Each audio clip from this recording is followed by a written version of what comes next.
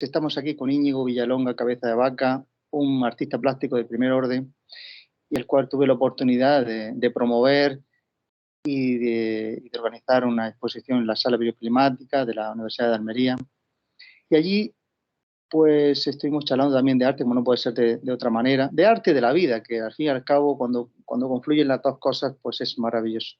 Y decía una cosa, Íñigo, decías algo tan interesante, que la pincelada era la caligrafía del pintor. Y yo le añadiría a eso que sería la auténtica firma del pintor. ¿No crees eso, Íñigo? Sí, sí, bueno, realmente esas cosas se reconocen, ¿no? En los maestros, los grandes maestros. Pues enseguida tú ves la pincelada de Velázquez, pues es su carnet de identidad, o sea, ¿no? Goya, por ejemplo, también y luego en más modernos, pues ya pues, tenemos a Van Gogh o a Lautrec en fin, que cada uno tiene su manera, todos usamos lo mismo, un fondo, un cartón, una tela, usamos unos óleos o unas tizas o unos pasteles o acuarelas y tal. Y bueno, El a través de eso te expresas, pero yo creo que vamos, tendría que haber una grafología del trazo también, igual que hay ¿Verdad? detectas personalidades a través de, pues eso, de tu manera de escribir, pues supongo que eso también, los expertos, porque a O mí sea, me interesa más. la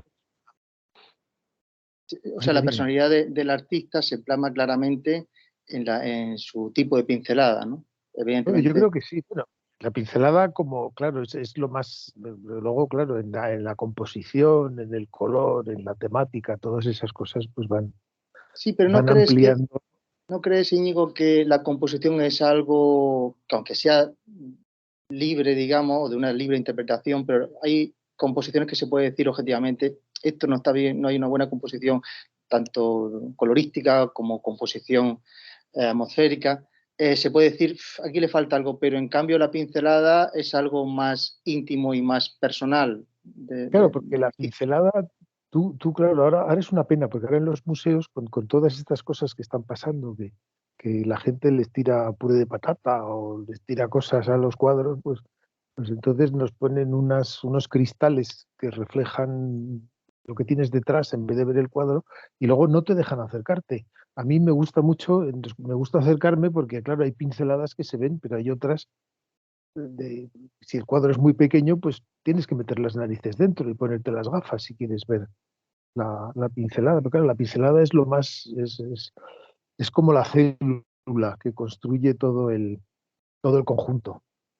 ¿Sabes una cosa? Un ejemplo de pincelada, pues es una vez que, una vez que fui al Museo del Prado, el cuadro era el secuestro de Europa. Y Eh, era un toro, es de Sí, Rubens, sí, sí, sí, el cuadro es el rapto de Europa que el va. resto de Europa. Sí, sí. Y claro, me acerqué y me llamó la atención, claro, siempre que voy pues, lo veo ese y varios más, pero ese en particular, te acerca al ojo del toro. Y digo, ¿será posible este tipo que hizo así, tac, y se fue corriendo a tomarse un café? O sea, cómo la pupila la hizo, y notas que la hizo así, como una. Y bueno, entonces dice, bueno, Es que este hombre o su taller. yo Rubens es de mis pintores favoritos porque pintaba con un desparpajo. Es que, Y con una gracia que, bueno, pues supongo que tendría un taller que le haría muchas claro, cosas y tal. O tal sea, cual. igual que Velázquez pintó, no llegan a 100 cuadros o algo así, pues Rubens pintó miles y enormes y pequeños y bocetos y tenemos de todo. Que tenía un taller, sí, pero las pinceladas maestras, esas de como el ojo del toro, eso es una cosa o sea, nosotros les daban el fondo, los colores, le preparaban las telas y tal, pero él iba y daba los toques maestros. Claro. Y Entonces, eso, aunque sea del taller de Rubens, pues además es un pintor que es muy ágil, o sea, que tú ves y es que, tenía una mano, ya quisiera yo tener una mano así, es que debía pintar los cuadros como hacer rosquillas. claro, es que eso, claro, cuando tomas la habilidad, pues es la cuestión. Pero notas que si este tipo ha hecho así con la pupila del ojo, se ha ido a Sí, tomarse sí, un nada, café. nada. Sí, sí, no, no, no. Claro, eso son las luces. O sea, tú ves, por ejemplo, los trajes de las meninas, el traje de la infanta y tal, que tú lo ves y es como de una seda gris y tal, pero luego te acercas y no hay gris por ningún lado y hay unos pedazos de grumos, de pintura y de que con eso se construye, lo construye todo. O sea, que Como, no lo sé, porque esas cosas hay que verlas. O sea, que yo puedo hablar de claro, ellas y con el cuadro delante a lo mejor me explayaba más, pero ahora lo tengo claro. en la cabeza. Otra Pero cosa que me asombra, a Goya, lo que me asombra de Goya es el contraste de pinceladas, precisamente. Puedes ver en un mismo cuadro una pincelada así un poco aparentemente un poco cargada, sí, pintura cargada de material. y de material, y otra que es un poco una especie de transparencia. Digo, este hombre en el mismo cuadro hace un contraste de sensibilidad No, y que pues, es una cosa. y es un conjunto, porque además yo, al principio yo, Goya, bueno, siempre me ha gustado Goya, pero al principio era un admirador de las pinturas negras, que eso ya es su última etapa y tal. Pero luego empecé con los retratos, a gustarme los retratos y luego los cartones estos para tapices, que son todo temas muy populares, de Majos, de la Pradera de San Isidro y todo esto, es que son igualmente fascinantes. Yo al principio, claro, la temática la encontraba un poco más aburrida o más monótona, pero no, para nada. Eso era un error mío, no me fijaba lo suficiente.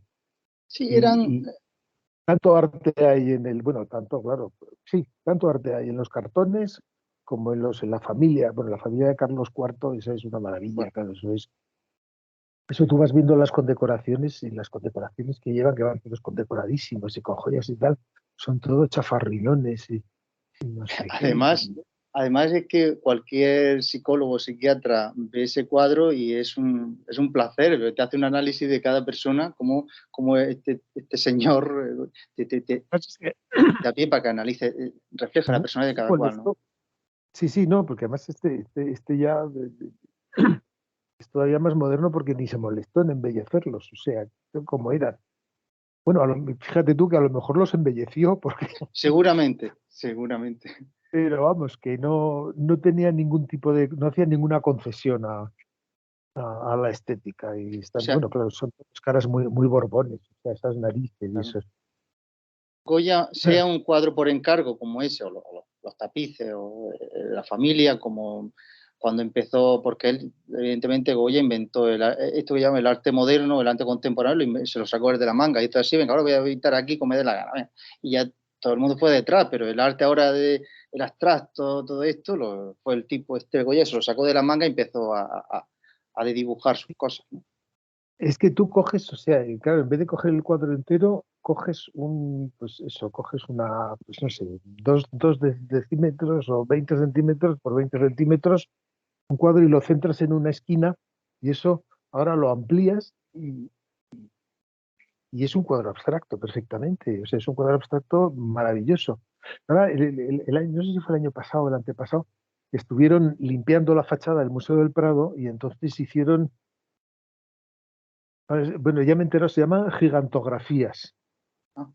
Entonces es, pues eso, coger una tela de un ropaje de esto de un rey o de un dios griego y tal, y entonces ampliarla.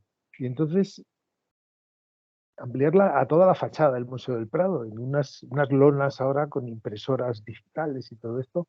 Y era una cosa fascinante, porque veías, era abstracto todo, o sea, realmente era, el cuadro era abstracto. Luego además si te acercabas, veías los píxeles y tal, y entonces era fascinante, vamos.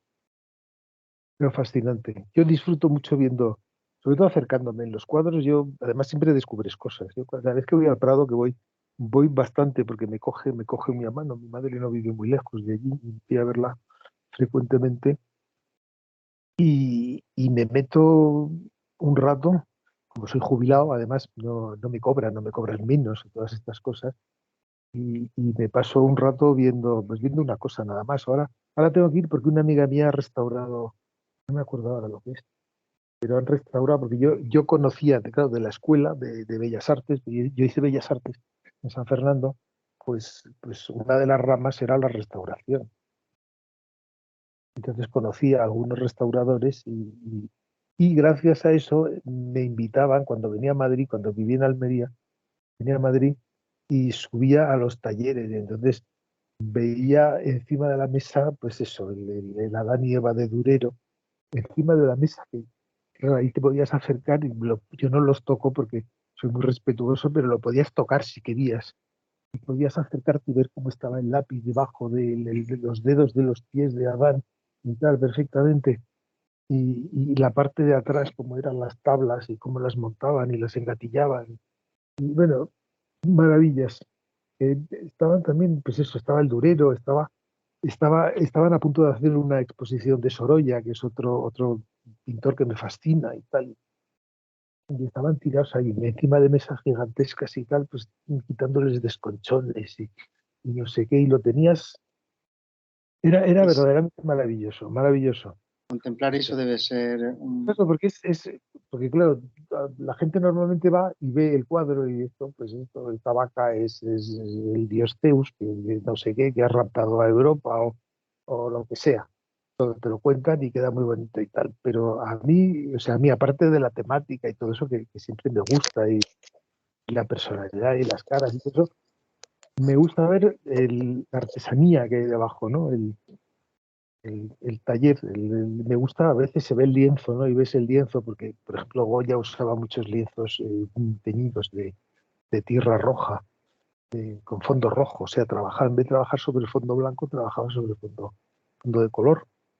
Pues fondo mis Rubens también lo negro, ¿no? hacían. Más bien, ¿no? Rojo, negro, oscuro, siempre No, oscuro. no, no, Ah, rojo, rojo tierra, sí, rojo sí. tierra. Lo que pasa es que luego iba poniendo cosas y tal, y aquello se iba oscureciendo. Ajá. O sea, en vez de Pero ir aclarando, va oscureciendo las capas, en no, vez de ir aclarando, eh, iba oscureciendo.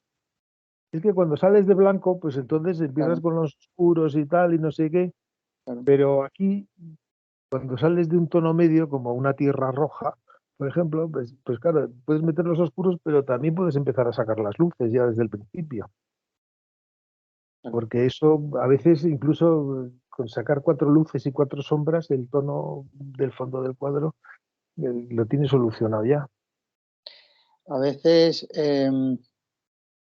con dos trazos, que es una de las características tuyas, por ejemplo, con dos trazos haces una composición y eso para mí es muy, para mí o para cualquiera, es el desarrollo de una habilidad bastante eh, contundente.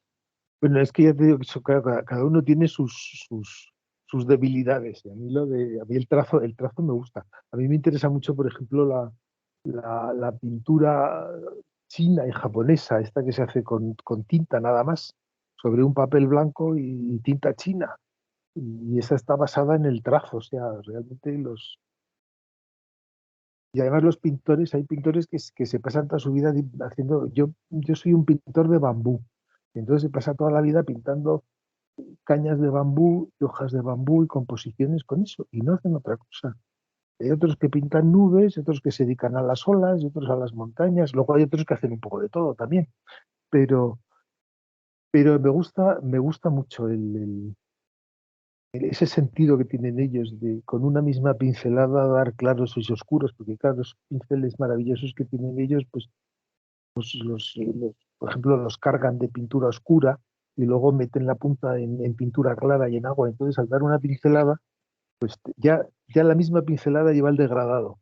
Va mezclando, hace de paleta la pincelada. Una pincelada, porque además eso es como, claro, toda la pintura al agua y tal no la puedes, claro, el óleo, tú que trabajas y tal, pues lo puedes mover y lo sobas y tal y no sé qué, pero esto, claro, tienes el blanco del papel y el negro de esto y no, bueno, y si te equivocas, coges y lo tiras y ya está, y empiezas otra vez, porque es claro, para ellos, aparte de una pintura, es como una disciplina zen, o sea que ellos se tienen que concentrar, la tinta la preparan, entonces mientras preparan la tinta como que se concentran, se abstraen de todo y tal, y luego pues de que empiezan a pintar una flor o un saltamontes Es o tal. interesante, es interesante cuando dices se abstraen. Yo tengo la idea de que la abstracción o para mi entender, que la abstracción es una herramienta más que un fin. O sea, prefiero que como un fin en un cuadro abstracto, es decir, prefiero utilizar la abstracción como herramienta para dibujar un símbolo, por ejemplo, que no llegar a lo abstracto. Es decir, yo entiendo que la abstracción es una herramienta de descomposición, en el buen sentido de la palabra, de descomponer los pensamientos o las figuras, como quieras, de ahí sacas un símbolo. No sé qué piensas tú de la abstracción o de lo abstracto.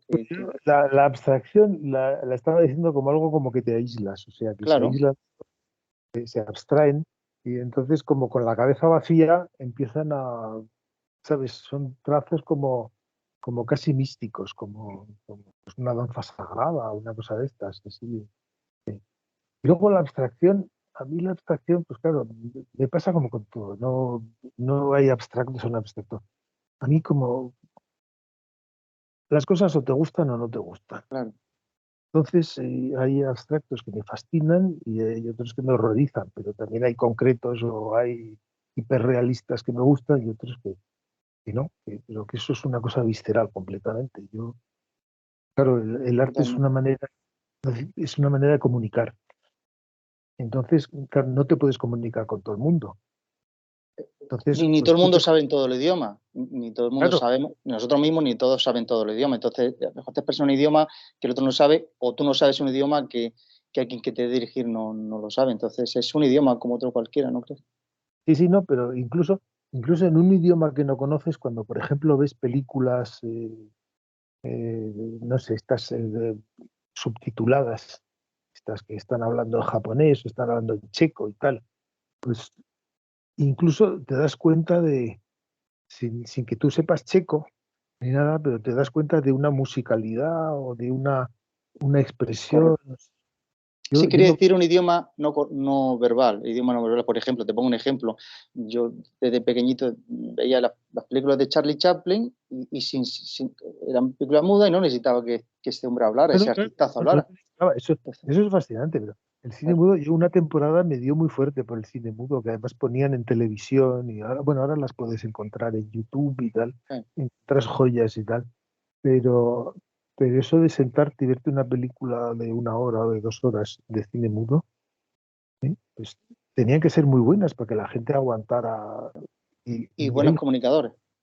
ay, joder, ahora, claro, ahora, pues es que no tiene color, pues es que no cantan los actores y tal, pues claro, claro, cada uno le gusta una cosa, pero si tú tienes paciencia de meterte y ver joyas del cine mudo, y hay maravillas, no solo cómicas, sino trágicas, o sea, que te dan pena o te dan miedo. El vampiro el primer vampiro que hicieron, el de Murnau, que es uno que se levanta, que claro, te puede dar la risa, pero claro, si te concentras y tal, pues era el primer vampiro y la primera, bueno, no sé si hicieron más antes y tal, pero es una película que dura casi 1 hora y es fascinante y a ratos es aterradora. Claro, te tienes que meter en faena si estás tomando hamburguesas y con un fondo de música dando para la gente, pues claro, no te concentras.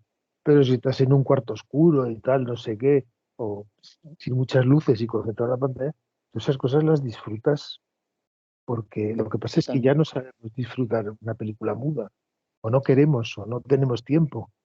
Y también hay que decir que hay que ser muy artistazo como era Chaplin porque también aparte de ser un artista era un buen divulgador, es decir, hay que ser buen Es, divulgador para, claro, claro, porque un nene como, de 10 años no sabe si es un artista bueno o malo, le gusta, ya está, no entra, no hace un análisis de si es bueno o es mal actor, si está bien puesto, si tiene, de qué está tratando. El nene de 10 años está viendo una película de Chaplin, le gusta, no sabe que es un genio, ni falta que le hace, y luego, cuando tiene ya 30 años, 40, sí, este tipo es un genio, Charles Chaplin, ¿no? Entonces eso me parece que es una capacidad de divulgación tremenda. yo me acuerdo de una película que tenía, porque un tío mío tenía un proyector casero y tal, y alquilaba películas y tal, y había una, éramos pequeñísimos, y había una que era Charlo Patinador, que sería, pues eso, sería, pues, que dura 20 minutos a lo mejor, 20 minutos, y es que cada vez que la veíamos nos tirábamos de risa. Entonces o sea, hacer eso que además, de una película que ya tenía en esa época, debías tener ya sus 50 años o por ahí, o, bueno, a lo mejor menos, aunque tuviera 40. años, pero, pero vamos, eso es fascinante. Y luego totalmente. ya las películas largas como El Dictador, El Gran Dictador o como La Quimera del Oro, esa, de repente, Tiempos modernos, tiempos modernos. los tiempos modernos no la he visto tanto, pero ya te digo que son películas además conmovedoras, o sea, que de repente del niño, tal, pues que se te hace un... Claro, te tienes que concentrar, esto es como la música, hay gente que le gusta la música o la ópera, te gusta, a mí me gusta mucho la ópera. Entonces, claro, pues la ópera, si dices que una señora que se está muriendo, que va a acuchillar a alguien y en vez de gritar canta, pues claro, en principio te parece un disparate y tal. Pero es que hay que meterse en esas cosas, o sea, hay que... Igual En es España, un juego, perdona. sí, en España tenemos nuestra ópera particular, que es la zarzuela.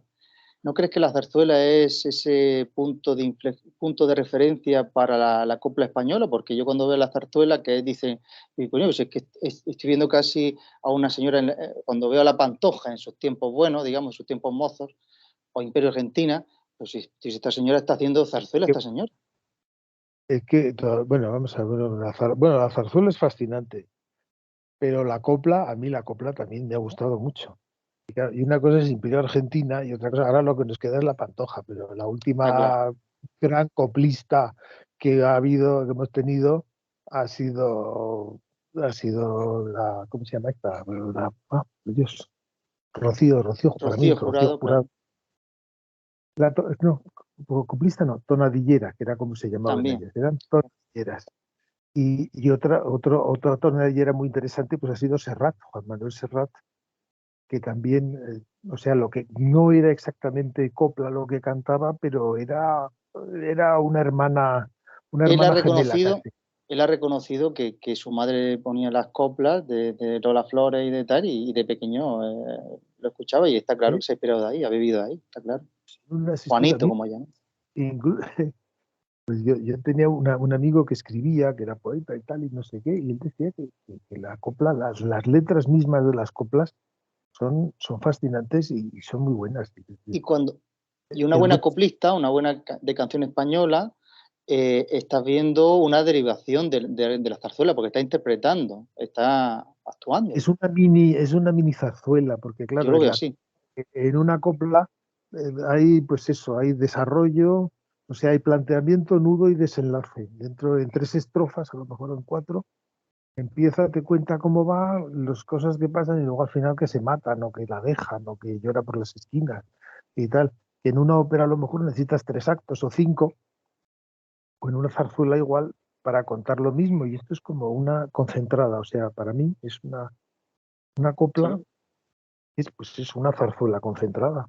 así lo veo yo, porque, Bueno, insisto, no todas, teatraliza, pero la claro. mayoría, pues unas cuantas, desde luego, Tú dime a mí ojos verdes, estás pues viendo el ojo, barco, es que lo visualizas perfectamente, el señor, el pues, tatuaje, pues, perdón, tatuaje, no, tatuaje.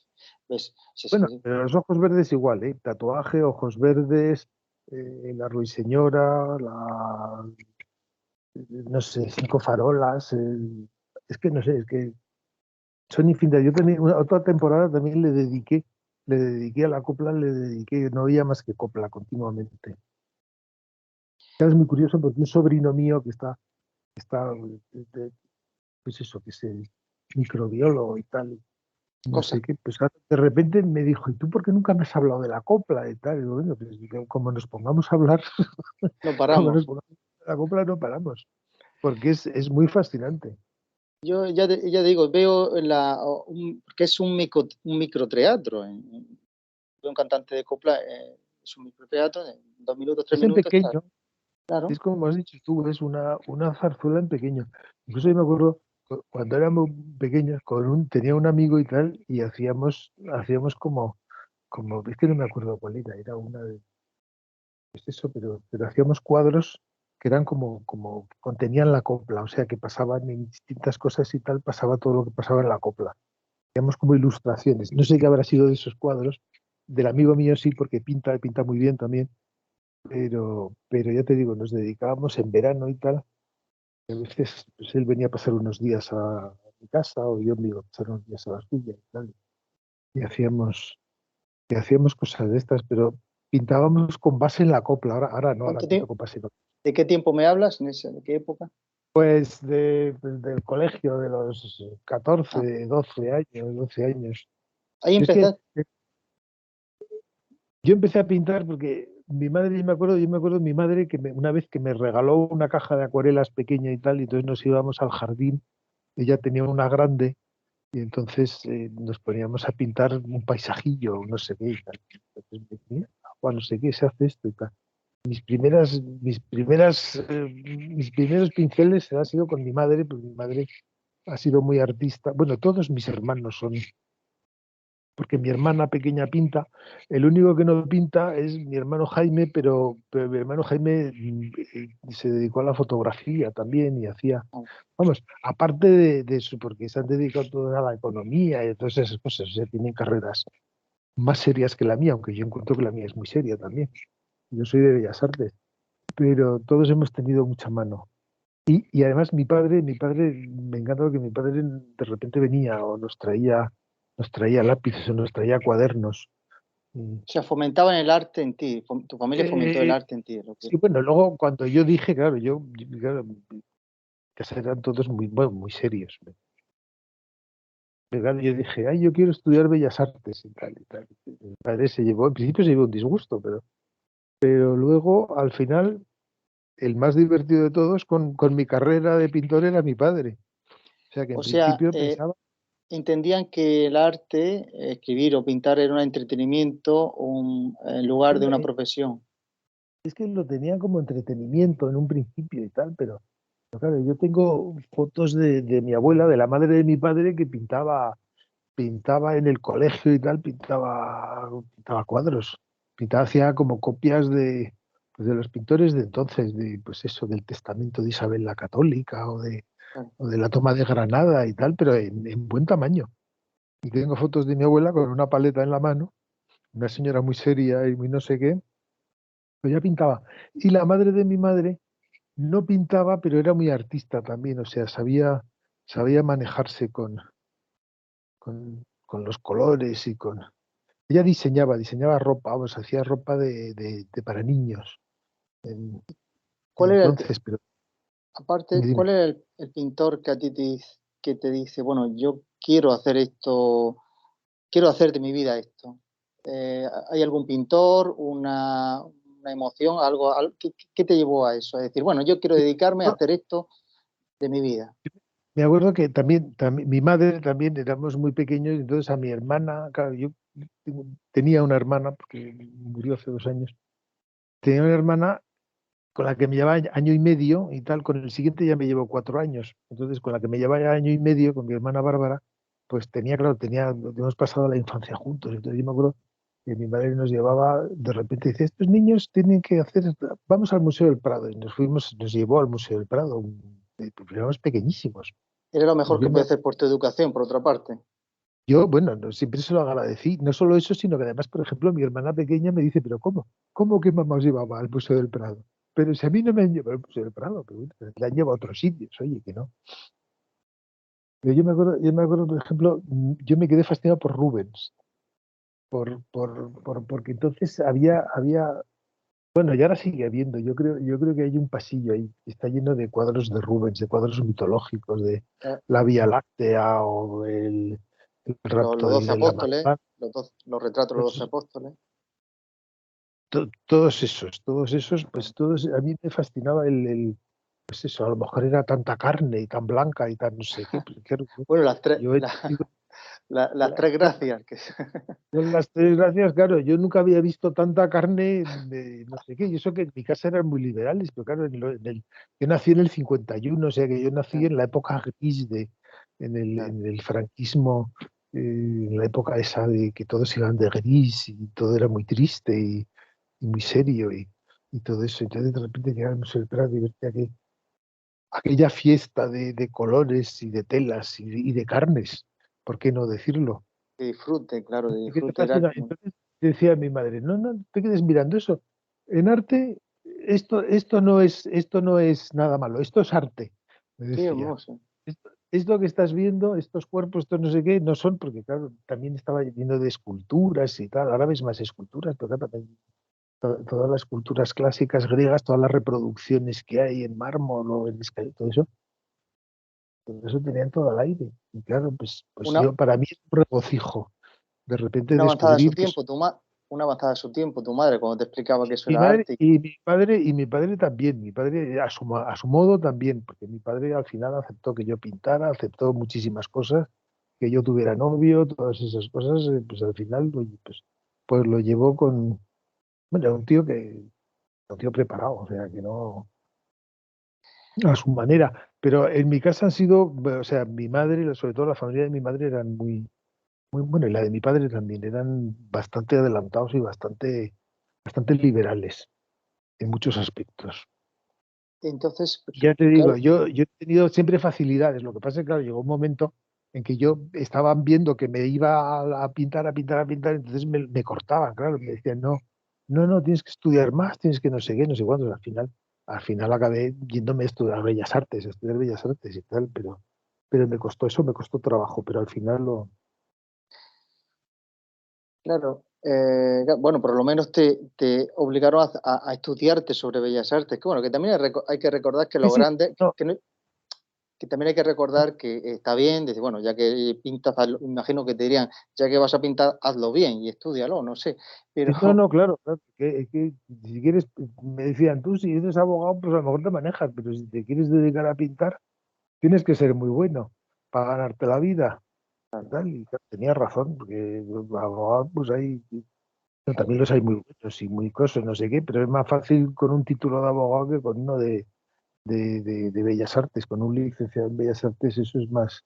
Pero fíjate, bueno, también todos estos grandes, Velázquez, Rubén, no existía en la Bella Arte, existía el otro tipo que es de maestro discípulo, que me parece Claro, está más puro que una Bella Arte, claro, porque un señor en Bella Arte tiene 50 personas allí y no tiene el detalle en el sentido de concentrarse claro, claro, no, en no, ti. En cambio, el autor, el maestro discípulo que puede tener uno o dos, máximo uno, y entonces se concentra en él para corregirle con más detalle, me parece más, bueno, a la vista está. No, olvídate de las bellas artes, en ingeniería. Cuando en las vías romanas no existía la escuela de ingenieros, y fíjate, y no, ahora con la claro, escuela de ingenieros se caen los edificios, y cuando el Imperio Romano, cuando los romanos no existía la escuela de ingenieros, y duran todavía las construcciones. ahí Por lo está tanto, el acueducto de Segovia, está el Panteón, está la Vía Apia, está, claro, ahí están, y no solo eso, sino que han servido de modelo, o sea que todo eso hemos y aprendido mucho de. en el arte Pero también, es decir, me parece más efectivo maestro y discípulo que no. no, no, a mí me hubiera encantado trabajar en un taller y además eso, bueno, luego lo hacías tú por tu cuenta y tal, pero claro, tú ibas a un taller y pues primero te tenían lavando pinceles, Claro. para empezar. Para aprender a lavar pinceles, luego te tenían mezclando colores. Y luego ya empezabas a preparar telas y tal, y a dar fondos, y te dejaban hacer, y ya llegaba un momento en que te dejaban hacer cosas. O sea, Una vez conocí, una vez conocí a un, a un artista que hacía las figuras de las vírgenes en madera mm, y tallas, las tallas, sí, sí, las tallas de las vírgenes en madera. Y claro, y me contó cómo empezó. Y era que tendría, no sé, 10 años, 12 años, 15 años, por ahí, por esa edad en la que no sabes qué hacer con tu vida, o si lo sabes, eres un genio, pero y entonces pues salió a buscar trabajo. Su madre le encargó que buscara trabajo todos los días porque era un humilde, tenía que buscar trabajo ya con 15 años, con esa edad, con esa época ya había que buscar trabajo. Y se metió en una carpintería. Entonces pues, para nada, para hacer muebles, para hacer cosas, ¿no? Y entonces volvió muy contento. Mira, he encontrado trabajo. Entonces la madre dice, bueno, ¿y cuánto te paga? Nada. Tan ilusionado, dice, no, no me paga nada. Dice, con el tiempo entendí que aquel hombre, aquel que primero fue un enfado para mi madre, pero luego lo entendió que no le pagaba nada, me hizo el mayor favor del mundo, que era darme una profesión, que era, no, claro, claro, claro, es que es eso, es y que con es eso eso. podía ganar dinero. Tú al maestro, pues también le hacías la comida. igual que le hacías los colores y le lavabas los pinceles, pues le tenías que hacer, pues le hacías la comida. Y ya está, pero claro, estabas un poco, pero claro, ese era el pago que tú dabas por todo lo que estabas aprendiendo. Pero si en las universidades ahora, ¿cuánto? Pues cobran más, en la universidad tienes que pagar más. Una universidad medio decente, ¿Sabes? bien te cobran, sea A- público a- o privada, ¿eh? Hay que pagar, ¿eh? Ahora Cuidado. la enseñanza, claro, la enseñanza es otra cosa. Porque, claro, bueno, antes había pues universidades y todo esto, pero los oficios estos de la arquitectura, los arquitectos pues empezaban poniendo ladrillos y los pintores lavando pinceles y los escultores buscando piedras o acarreando piedras al taller y puliendo, sacándole punta a los cinceles o afilando los cinceles para que el otro pudiera tallar. Claro, te explica a Y mí empezabas, un ingeniero que no sepa lo que es una piedra, o tal, un ingeniero que no sepa lo que es un bloque, pues sí lo sabrá explicadamente, pero si no lo ha tocado, también se puede, una vez hice un poema sobre el pitaco, se llama pita, ¿no? Por un ejemplo. sí, sí, Entonces, taco. hay personas que le llaman pita, y claro, yo desde niño he escuchado que eso es pitaco, no, claro, tú vas a la RAE y es Bueno, pita.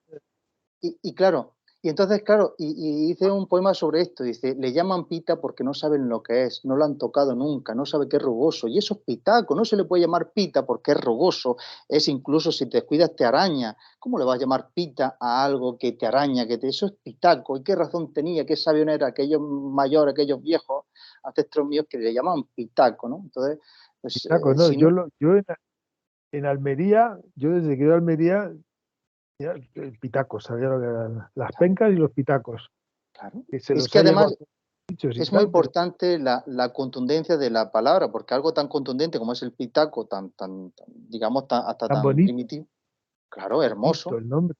hermoso, el pitaco, porque pita es como algo, me suena como algo ahí, como, no sé, como pintar en acuarela, Sí, así algo, suave, como un color pastel, como un color pastel. Pues no, es pitaco ahí con su contundencia, ¿no? Entonces, a veces las palabras tienen que tener esa sonoridad para que sean bien identificadas y bien, que se identifique bien sí, lo que no, estamos hablando, ¿no?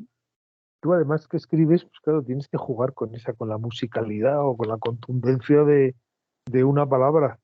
Pero Claro, claro, pues si yo digo es que cogió un pitaco, dices, cogió un pitaco, una pita, pues dices, cogió una pita, bueno, pero si dices, cogió un pitaco, ya ves sí, sí. que no es lo mismo, no tiene nada que ver, ¿no? Entonces, pues, Mira, yo he pasado 30 años en Almería, llegué en el 89 a Almería y me fui pues eso, hace 2 años, o sea, 30 años me pasó en Almería. Y, y he aprendido, había cantidad de palabras que además yo siempre me han gustado los diccionarios y todas esas cosas, y había, en Andalucía se usa un vocabulario, es muy rica, el andaluz tiene palabras que te pones a buscarlas después y existen, o sea, existen. Incluso tenía un libro que lo he perdido, y fíjate tú, bueno, claro, con tanto traslado, que era un diccionario de términos andaluces. Y entonces ahí cuando no lo encontraba en el de la RAE, pues me iba al de términos andaluces y la mayoría de las veces estaba. Pero por ejemplo, Pitaco no lo busqué nunca.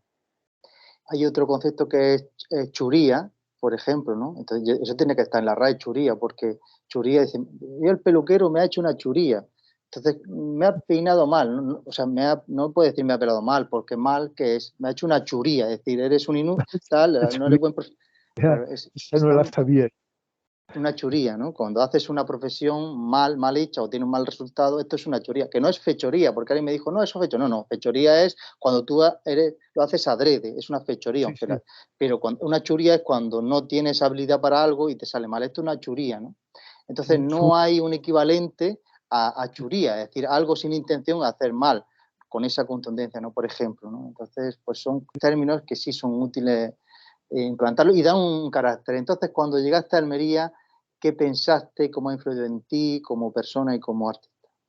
pues mira, yo fui a pasar una semana a Almería, fui a pasar un fin de semana, del fin de semana de mayo, me parece era el día de la Comunidad de Madrid, el 1 de mayo y todo eso. Fui a pasar un fin de semana y me pasé 30 años.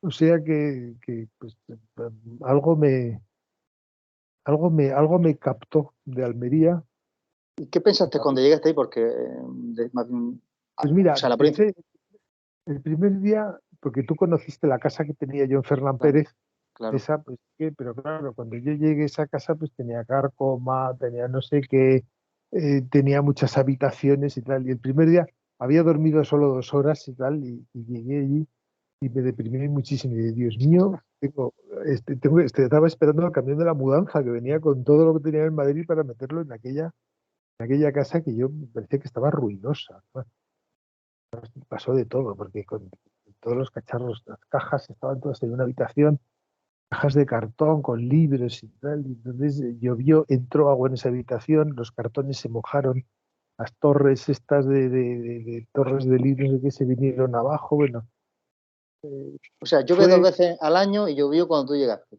llovió, corrió la Rambla, que hasta 20 años después no la volví a ver correr, la Rambla de Fernán Pérez, pero corrió, vamos, fue una cosa importantísima. Hiciste un efecto mariposa cuando llegaste, cambiaste Sí, no, yo decía, a ver si cambia el clima ahora y se pone todo verde, pero bueno, nada.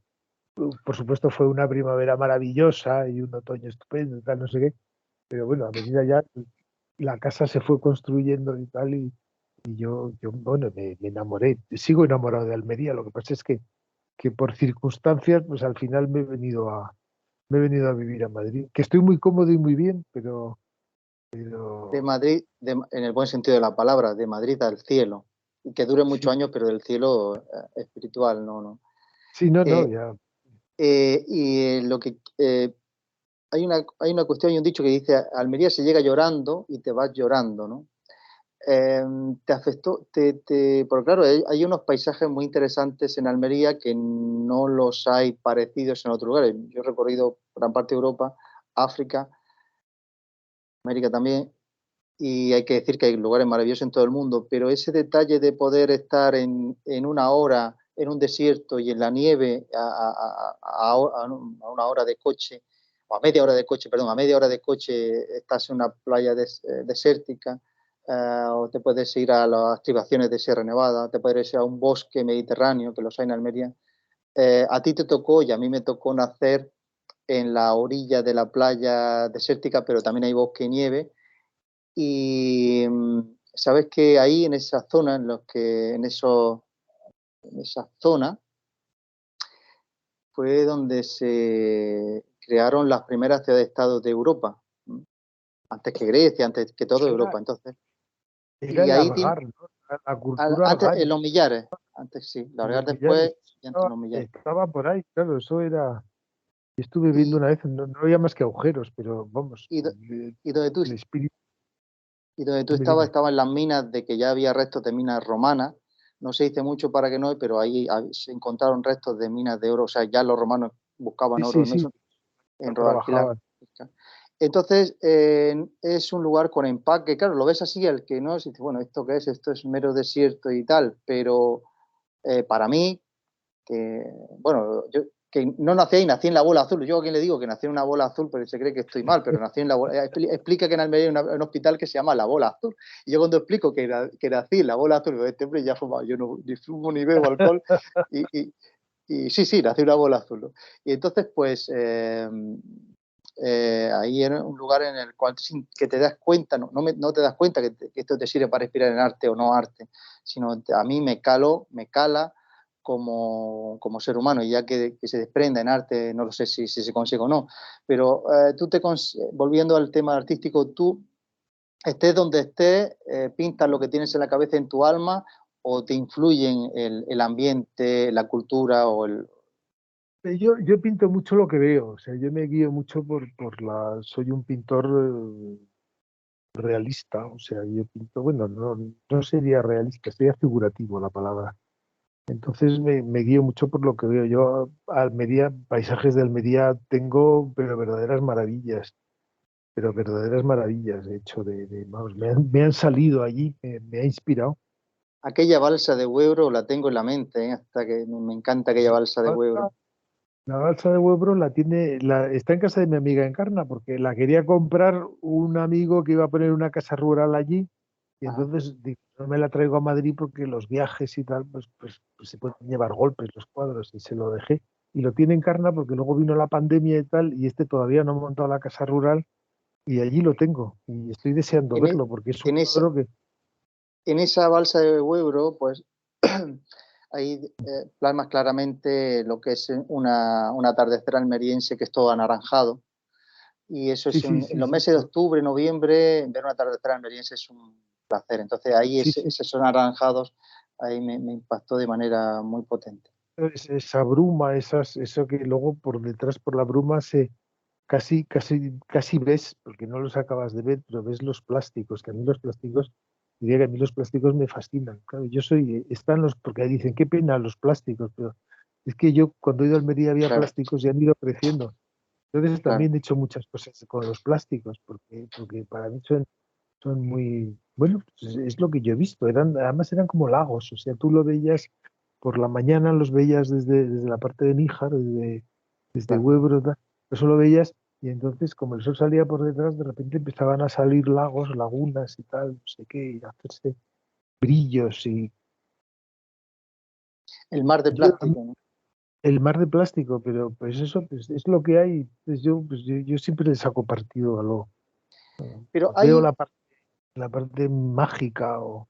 hay otra cosa que es que, o por lo menos lo que yo detesto, lo que a mí me cala, digamos, es el contraste, la zona de contraste, como ya hemos resumido, en media hora de coche te puedes estar en la nieve, en un desierto, en Sí, un sí, sí. bosque, en un río, es una cosa que no hay en el mundo hay lo más grande, pero ese nivel de concentración, que a media hora de coche estés en esos extremos, no lo he visto yo en ningún sitio del mundo y eso es imbatible, ¿no? Pero aparte de esto, la contundencia de los contrastes que hay. Entonces puede estar en 5 minutos en un mar de plástico, en una cosa costumbrista que es de 50 años tal, a estar en una paz tranquilo en la zona de los Millares o en Rodalquilar. Entonces también hay contraste en esa bruma de lo actual, que es la bruma del jaleo y de la paz, ¿no? Entonces, también tiene esa cosa que puedes estar en Fernán Pérez, que estás en una paz total, y a 5 minutos de ahí estás en el costumbrismo de los nervios, de las prisas, ¿no? Es también muy interesante ese contraste, que yo no lo he visto en ningún sitio del mundo, porque si estás en Madrid, estás en una gran capital, estás en el desierto del Sáhara, tienes desierto del Sí, no, Sáhara. no, Almería era muy fascinante y a mí, yo te digo, a mí personalmente yo me enamoré de Almería enseguida, o sea, fue amor a primera vista. Pero luego pasó una cosa curiosa, porque claro, yo tenía una casa muy grande y venía mucha gente, muchos amigos de Madrid. Y había, por ejemplo, se dividieron en dos grupos. Los que llegaban allí y decían, pero ¿dónde estás? ¿Cómo te has venido a vivir aquí? Había gente que fue una vez o dos y no volvió, y había otros que venían 3 veces al año o 4 veces, me visitaban constantemente. Incluso mi hermana Bárbara, mi hermana mayor, se hizo una casa en Fernán Pérez también, o sea que Sí, tu el vecina tuya, repente de entonces. estudio es bueno. Ahora no, porque ya no vivo allí, pero Claro. bueno, y mi hermana ya te digo que ha muerto y tal. Además, mi hermana vive en California, o sea, se casó y se fue con su marido, se fueron a California y sus niños son americanos y tal, pero vienen ahora, ya, vamos, en este momento mi cuñado viene a O sea, pasar 2 meses antes de verano y 2 meses después de verano. se puede decir que tu hermana tiene hijos extranjeros. No, no, porque bueno, hablan hasta con acento y tal. Al principio no, pero ya cuando van al colegio y todo esto, pues su idioma, su primer idioma es el inglés.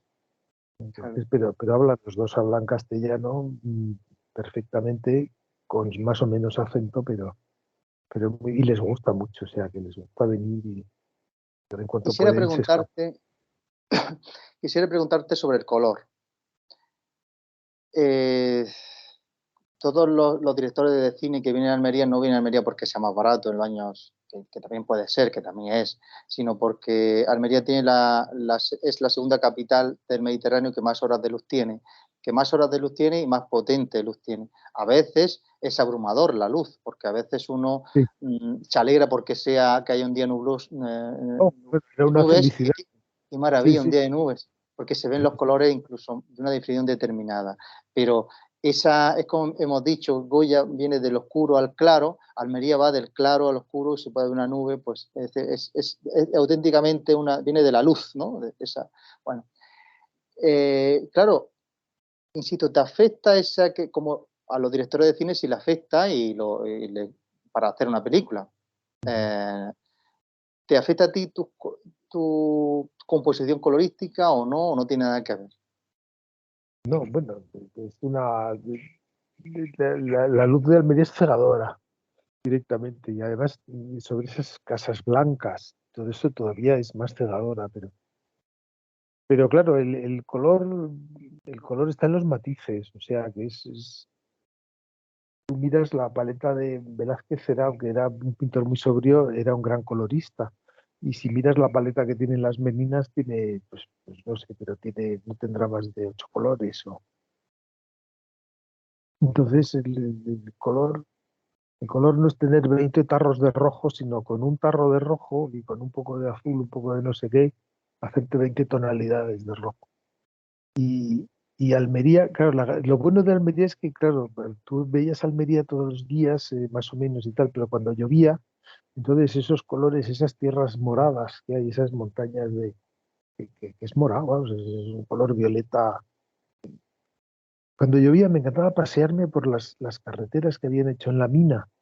Sí. Entonces veías tierras verdes y negras y azules y veías, o sea, veías una cantidad que, claro, si no, cuando llueve en Almería es como cuando barnizas un cuadro que se te ha quedado mate de tanto pintar y que los colores.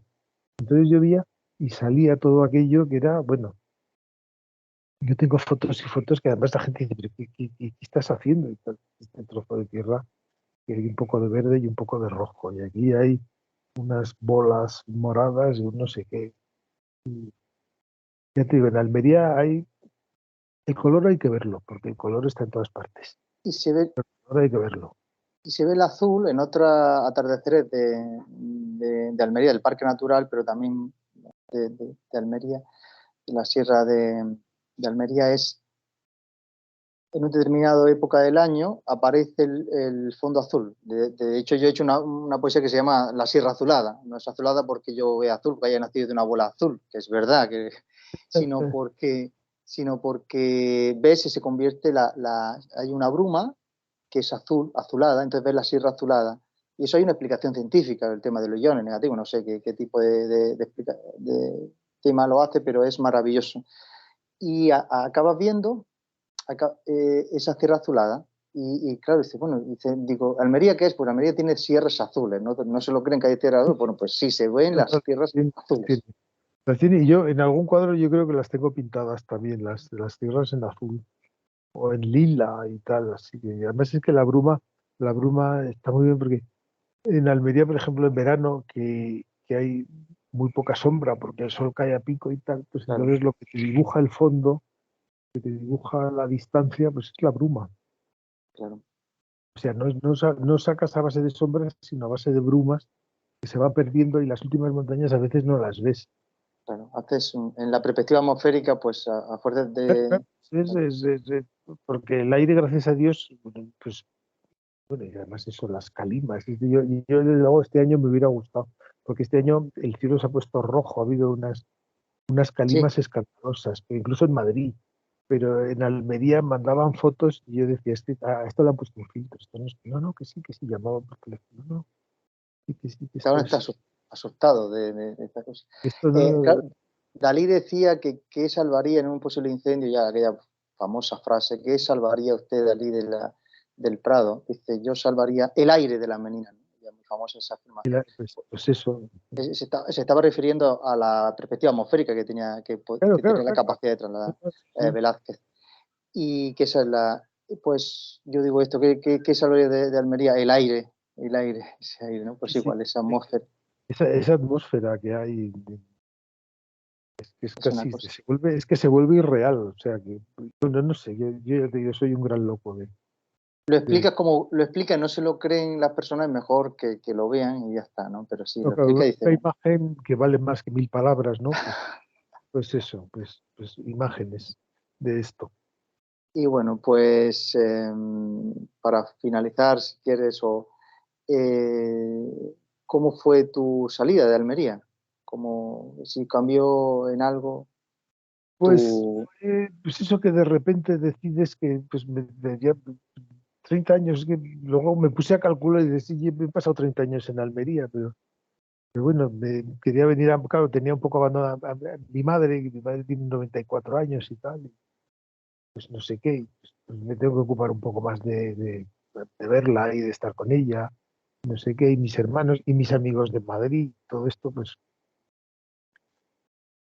tenía que repartirme un poco, ya me había pasado tanto tiempo allí entonces, no sé, yo soy mucho es lo que toca, ¿no? ¿Sabes? O sea, que es lo que hay. O sea, que ahora toca irse a Madrid, pues me voy a Madrid, me voy encantado y lo he pasado divinamente en Almería, pero también mucha gente me dice, no echas de menos aquella casa que tenías, y la piscina y aquel jardín y tal, pero es que lo he disfrutado a tope, entonces ahora estoy encantado de no tener que regar continuamente. Hay que ha cogido un pulgón, estas que me han cogido, no sé qué, o una casa grande también, pues hay que tengo una gotera o que tengo ahora vivo Claro. alquilado.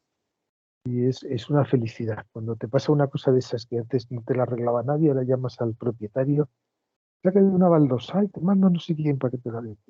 Ya está. Pues eso Esa es responsabilidad total.